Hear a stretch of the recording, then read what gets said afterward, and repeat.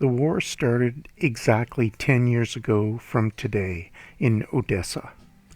The Ukrainians, the West, the Russian libs, even the Kremlin, they all made up a lot of lies about what happened on May 2nd, 2014 in Odessa.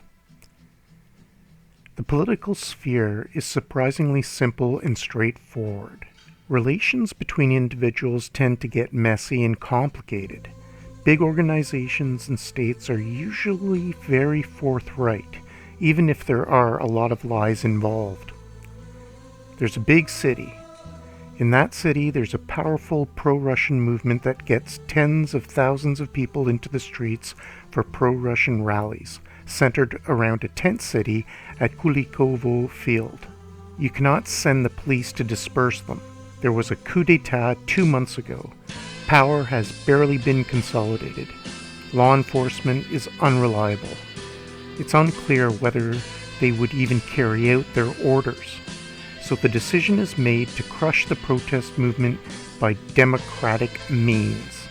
A train arrives in Odessa. It's full of Kharkov ultras, plus various Maidan veterans, equipped with gear, shields, and weapons. Why Kharkov ultras? Because they were the backbone of the nominally National Socialist street gang that served as mafia enforcers for the guy who became Minister of the Interior after the coup d'etat. Just 2 weeks before, they shot 2 people in Kharkov in cold blood. They're reliable, they have street fighting experience, they're ready to kill. The armed crowd of Banderites marches through the city, then clashes with the weaker Odessa self-defense, who had not yet realized that peaceful politics were over, and it's war to the knife now. The Odessans are dispersed, and the local police, who are mostly loyal to their citizens, are prevented from taking action. The governor calls a 3-hour all-hands meeting with the city's law enforcement, forcing them to turn off their phones in the midst of the clashes. Then the Banderites head to Kulikovo Field to carry out their initial task, destroying the protest camp. They set fire to the trade union house? Was it savagery? An accident? No, it's simple. During the Euromaidan, a similar trade union house in Kiev also burned down. It housed the headquarters of the right sector. The destruction of this building made a huge impression on the Euromaidan protesters. So in Odessa, they decided to repeat it. Again, I'll emphasize, people are simple creatures. They do simple things, they follow simple commands. Local firefighters were instructed not to put out the fire, to let it burn, so everyone would see. Dozens of Russian martyrs perished in the flames. Then, for added cinematic effect, they finished off the survivors. They walked up to charred people with broken spines and beat their skulls in. These are the same people who, I repeat, murdered 2 peaceful protesters in cold blood in Kharkov shortly before that.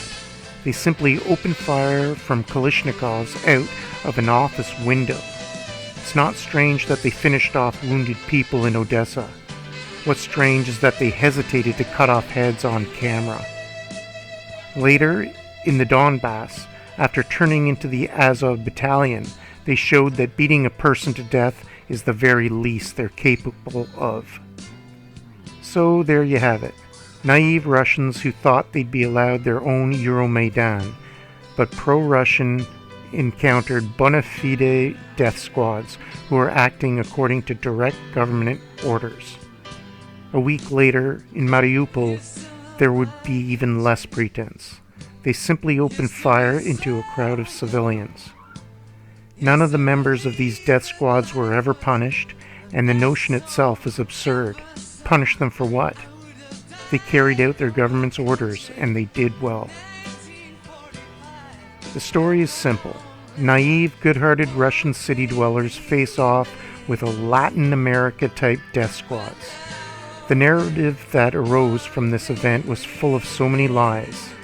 They set themselves on fire. They deserved it. You would have done the same. If we hadn't burned those teenagers and grannies alive, they would have toppled the government, just like we did. They were all FSB agents. They lie, they lie, they lie, and the more they lie, the less important it becomes to listen to them. May 2nd, 2014 is when dialogue became impossible, unless conducted from the barrel of a gun. May 2nd, 2014, and Russia's shameful inaction afterwards is why God did not grant us an easy victory. May 2nd, 2014 is when the Ukrainian nation came into existence. Those who cheered at the burned bodies, those who joked about grilled vatniks, those who made up excuses and lied, they are Ukrainians. That's the only definition of what this particular political identity means. There is no other. May 2nd, 2014 is why red-blooded Odessans rejoice at missiles striking targets in their own city, and with a mix of glee and grim determination keep sending coordinates to the Russian armed forces. To put it more simply, May 2nd, 2014 is when the war started, and it won't end until the Russian flag is raised again at Kulikovo Field in Odessa.